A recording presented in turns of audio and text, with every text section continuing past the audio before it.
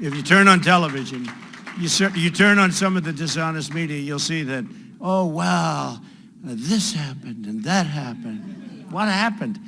You know, somebody got booed the hell out of a place by thousands and thousands of people. There wasn't one person in the room.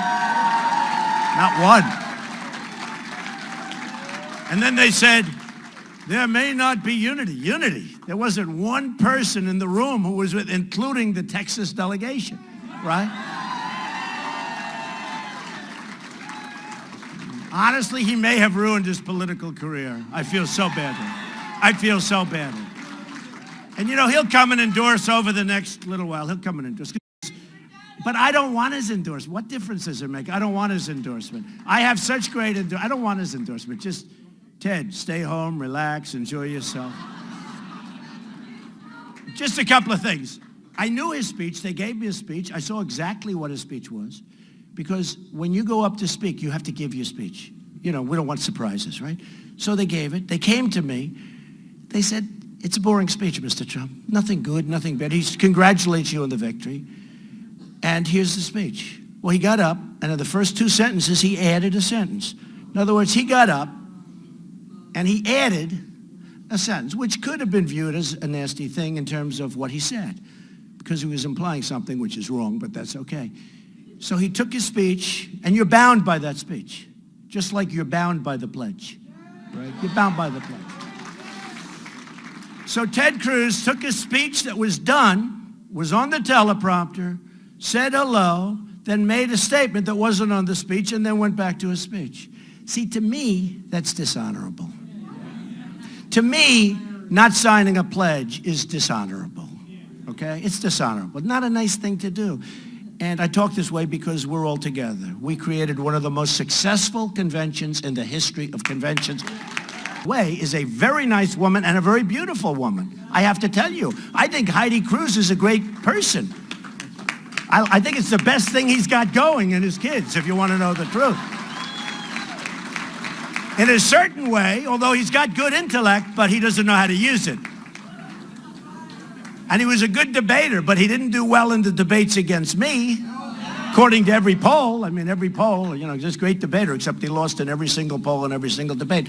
So that takes care of the Heidi thing, because Heidi's a terrific woman, but they sent out. Now, he said, that was a pack. We had nothing to do. Folks, a lot of us are political people, right? We're not babies. His people were on the pack. So he said, we had nothing to do. We had this. Now, probably you could trace it down with emails, but they're pretty smart. They don't even send, probably just phone calls. But look, it was a pack with many of his friends. It was a Cruz super PAC. I think he even said, well, it wasn't really meant for us. It was a Cruz PAC. It was his people. Okay, so they sent out the first picture. Please remember that. Number two, his father. I don't know his father. I met him once. I think he's a lovely guy. I think he's a lovely guy. All I did is point out the fact that on the cover of the National Enquirer, there was a picture of him and crazy Lee Harvey Oswald having breakfast. Now, Ted never denied that it was his father. Instead, he said, Donald Trump, I had nothing to do with it. This was a magazine that, frankly, in many respects, should be very respected. They got OJ, they got Edwards, they got this. I mean, if that was the New York Times, they would have gotten Pulitzer prizes for their reporting.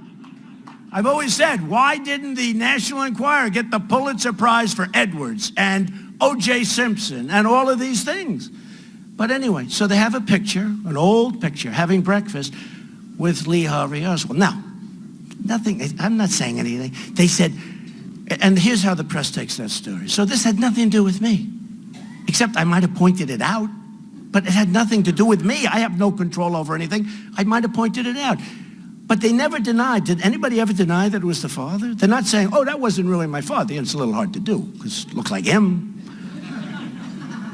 So here's the story.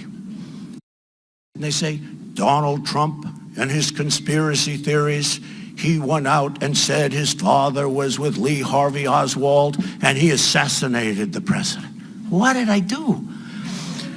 So, two things. Those were the 2 points. So on those 2 points, he said about the endorsement, and I just had it cleared up. I think I'm doing the right thing in doing it, but I have to do it.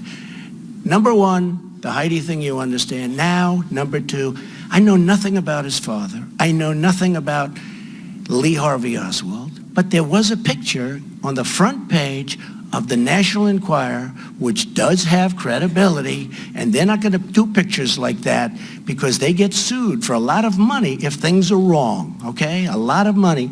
And there was a picture. And that's the only thing I know. So now they use the two things as the reason he won't support. Let me tell you something. If for no other reason, if people really dislike me, and I don't think they do anymore after the 4 days. Hey, look, if I have kids that like me that much, how bad can I be, right? Right? And they love their daddy. I was a good father, but I have smart children and good children, and I'm getting a lot of credit. I think they were the star of the convention. Mike, I think they